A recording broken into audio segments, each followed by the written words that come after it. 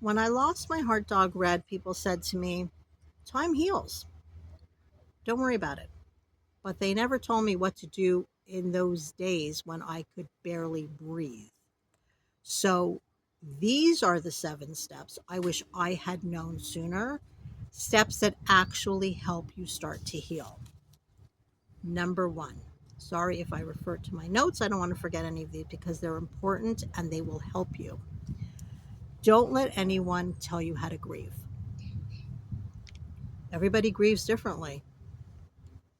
Especially, and if someone who's never lost a pet tells you that, forget it. Just ignore what they're saying.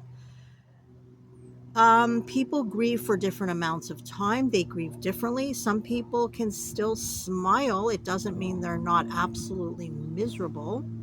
Don't let anyone tell you, hey, it's been like 2 weeks already. Let's go. Come on. You got to snap out of it. Or, didn't you just say goodbye yesterday? How come you seem like cheerful? We all grieve in our own ways. So please tune them out, unless it's a professional. Number two, honor your grief. Don't dismiss it. Don't deny it. Don't pretend you're not feeling it. Because, listen, nobody wants to go through that pain. I certainly never did. It hurts and it's awful. And of course we want to do anything we can to avoid it. The thing is though, if you don't experience it now, you will experience it later. You will. It'll come out in many different ways. And the longer you wait, the harder it is. Experience it, cry if you have to. Don't pretend it didn't happen. I know it's hard. I know it hurts, but it's the only way through. I hate to sound like a cliche, but it's true. Number three, keep a journal. I know people talk about journaling and we're like, no, why am I writing all that down? But you know what? It actually does work because otherwise your thoughts are like swirling around in your head. You can't let go. They're like turning around and around and around, and you just can't stop. But actually, writing it down gets it out of your head onto the paper. It gives you clarity, and it really does help with the healing process. It helped me. Number four, practice mindfulness. It's kind of along the lines of journaling in a way. Mindfulness is helping you focus on the moment, which is a good thing to do anyway. What that means is, for example, you're washing the dishes or you're stacking the dishwasher. We're always thinking about everything else, what we did yesterday, what we have to do today, what we're doing tomorrow, whatever it is. But if you think about the moment, it will help you cope. You will take a break. Think about what you are doing. You're washing the dishes. Watch the water as it pours from the faucet. Focus on the sponge that's in your hand washing the dish.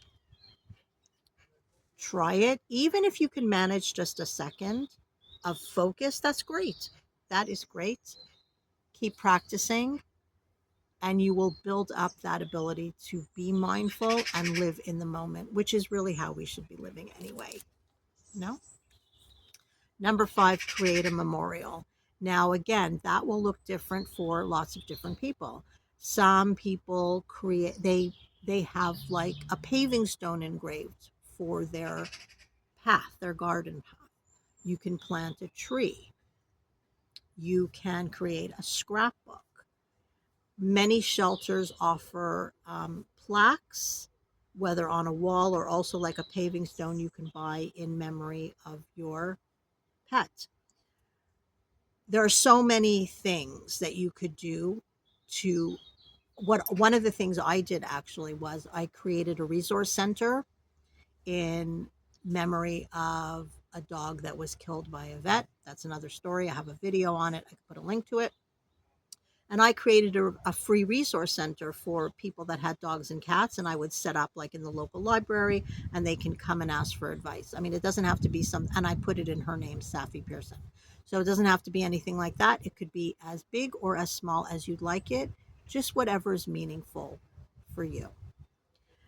Number 6, if you don't have any other pet, I mean, it may still apply even if you do, but we have our routines with our animals. And when we lose one, especially if we don't have another one, and we've just totally, we feel lost because we no longer have a routine. At this time we would get up, at this time they would eat, they would go for a walk, they'd have playtime. And now it's like, what do I do with myself? I experienced that when I lost my heart dog Red.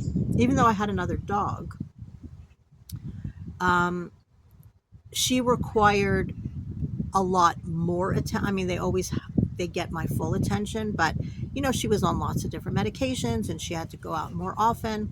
So, and I was always caring for her, like worrying about her. And when I lost her, even though I still had Jack and he still had his routine, we still had to get up and go out and eat and play and whatever.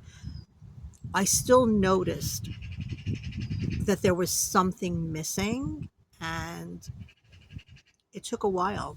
So if you can relate to what I'm saying, or again, if you have if you are alone at the moment, maybe now's the time to try a new hobby, meet up with some friends you haven't seen, do something that you've wanted to do that you haven't been able to, just to get a new routine going and take care of yourself and not just sit in the house and be sad.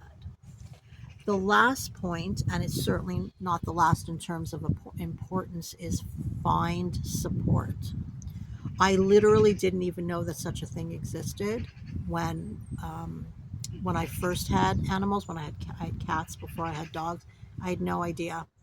Um, I didn't know there were people to talk to, or that you should talk to people who are in the same boat, who get it, like-minded people.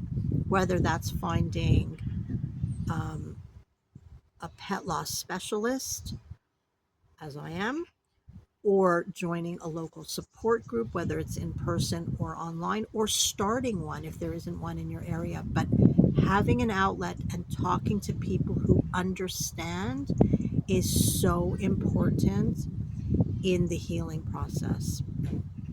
So let me know, what have you found that has helped in your grief journey? And please share it with others, because the community needs all of our support. So thank you so much for watching, and I will see you in another video.